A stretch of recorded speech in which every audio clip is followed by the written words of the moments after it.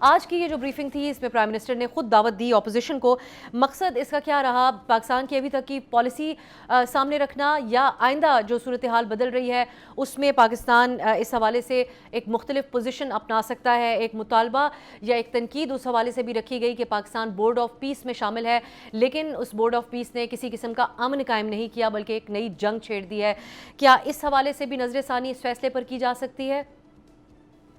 جی نہیں، آج کا مقصد تو پرنسپلی جو ایک تو افغانستان میں جو پاکستان اپنی زمین کے بچاؤ کے لیے جو اقدامات کر رہا ہے اس کے بارے میں بریفنگ دینی تھی. اس کے بارے میں عزم کا اظہار بھی کرنا تھا کہ یہ جو کارروائی ہے اس کا سکوپ کیا ہے. اور دوسرا پاکستان نے وزیر اعظم نے تفصیل میں بتایا لیڈران کو کہ پاکستان نے کتنی سنجیدہ کوششیں کی ہیں کہ اول تو ایران کی جنگ نہ ہو کیونکہ ہم دونوں ممالک سے رابطے میں تھے. لیکن اس کے بعد جب یہ اب جنگ شروع ہو گئی تو پاکستان نے بہت جرأت سے، بہت سارے ملکوں کو یہ جرأت نہیں ہوئی لیکن پاکستان نے اپنا موقف جو ہے وہ دو چیزوں پر واضح کیا کہ ایک تو ہم نے مذمت کی، ایران پر حملے کی، ہم نے مذمت کی، علی خامنائی کی شہادت کی، اور ساتھ ہی آئی تھنک یہ بڑا سگنیفیکنٹ تھا جو کل سینٹ میں اسحاق ڈار صاحب نے بیان دیا کہ ایران کا جو حق ہے کہ وہ پرامن ایٹمی ٹیکنالوجی کو پرسو کرے. تو ہم سب چیزیں اس میں پاکستان نے بڑی ایک جرأت مندانہ سٹینس لی ہے. اپوزیشن کو تو دعوت دی گئی آج لیکن اپوزیشن لیڈر نے یہ کہتے ہوئے اس میں شرکت نہیں کی کہ تمام پارلیمان کو اس پہ جو ہے وہ اس پر اعتماد میں لیا جانا چاہیے تھا اور یقیناً پارلیمان کے ذریعے عوام کو ان کیمرہ بریفنگ اور مخصوص لوگوں کے ساتھ اس وجہ سے وہ نشست میں شریک نہیں ہوئے. بہتر نہ ہوتا خرم صاحب کے پارلیمنٹ کو اعتماد میں لیا جاتا؟ بڑا عرصہ ہوا پاکستان کی فورن پالیسی کے حوالے سے عوام کو اعتماد میں نہیں لیا گیا. دیکھیے، حکومت نے تو اپنی سنجیدگی کا ثبوت دیا. دو وفاقی وزراء کو انہوں نے لیڈر آف دی اپوزیشن کو ان کے چیمبر میں جا کر دعوت دی، بلکہ اس وقت سینٹ میں جو لیڈر آف دی اپوزیشن ہے وہ بھی موجود تھے. دونوں کو جا کر ذاتی طور پہ، وہ یہ نہیں کہا جا سکتا کہ فون کیا یا پیغام بھیجا، ذاتی طور پر جا کر دعوت دی. اور یہ اس وقت شرطیں لگانے کا وقت نہیں ہے. اب جب کہ ہم افغانستان میں تو ایکٹیولی انوالو ہیں اور ایران کی جو بدلتی صورتحال ہے اس میں پاکستان نے اپنی جو سرحد ہے تافتان جو شروع ہوتی ہے گوادر تک جاتی ہے، پاکستان نے اس کا بھی پوری طرح نگرانی کرنی ہے. اور ابھی آپ کو معلوم ہے کہ اسی سرحد کے ذریعے جو ہے وہ بہت سارے پاکستانیوں کو واپس لایا بھی گیا ہے، ایویکویٹ بھی کیا گیا ہے ایران سے.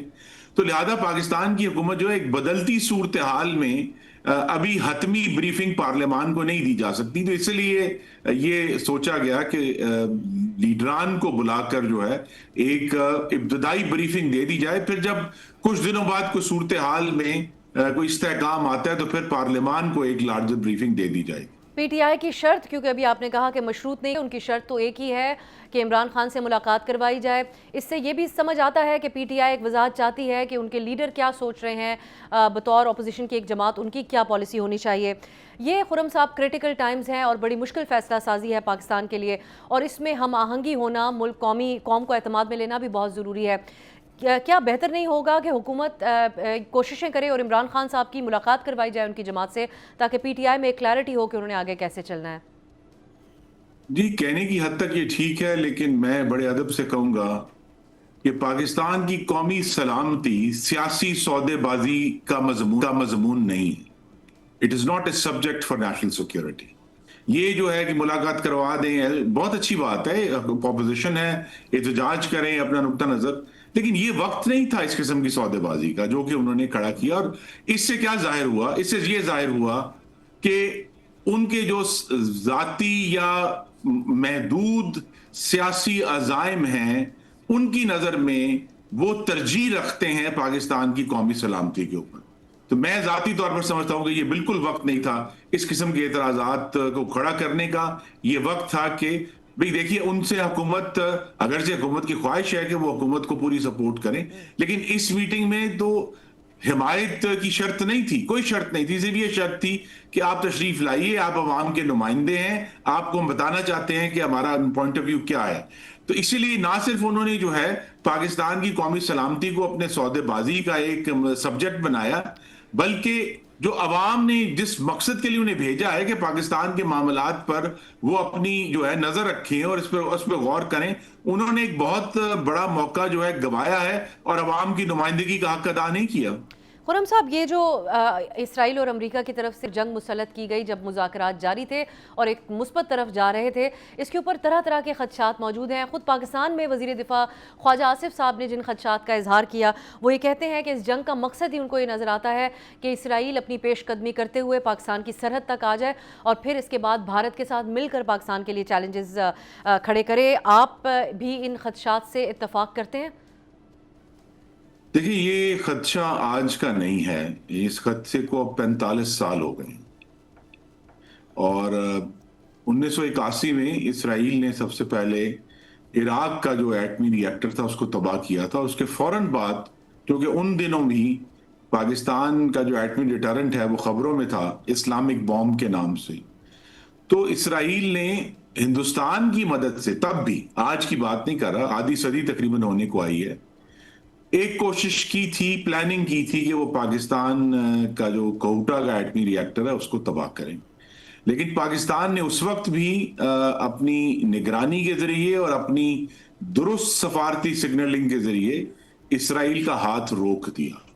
تو وہ بہت عرصے سے پاکستان کے ایٹمی پروگرام کے درپے ہیں۔ Benjamin Nitin Yahoo on record ہیں کہ وہ دو ممالک ہیں جنہیں وہ سمجھتے ہیں جن سے اسرائیل کو خطرہ ہے، اور ان دونوں کا نام انہوں نے ایران اور پاکستان واضح طور پر لے چکے ہیں، یہ کوئی چھپی ہوئی بات نہیں ہے۔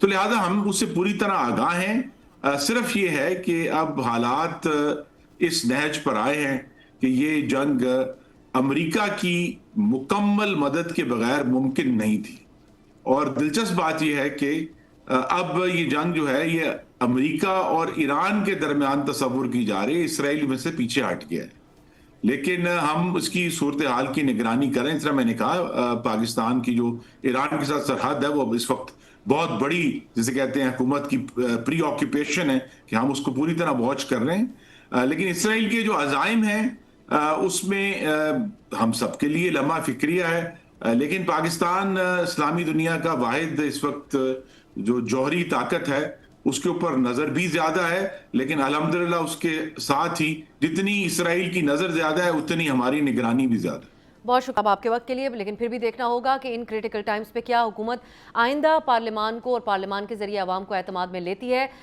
یا اسی طریقے سے ان کیمرہ بریفنگز ہوں گی اور اسی انداز میں بات کی جاتی رہے گی۔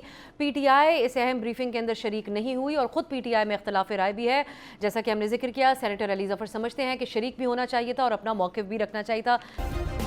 سبسکرائب کریں اور بیل دبائیں تاکہ کوئی خبر رہ نہ جائے۔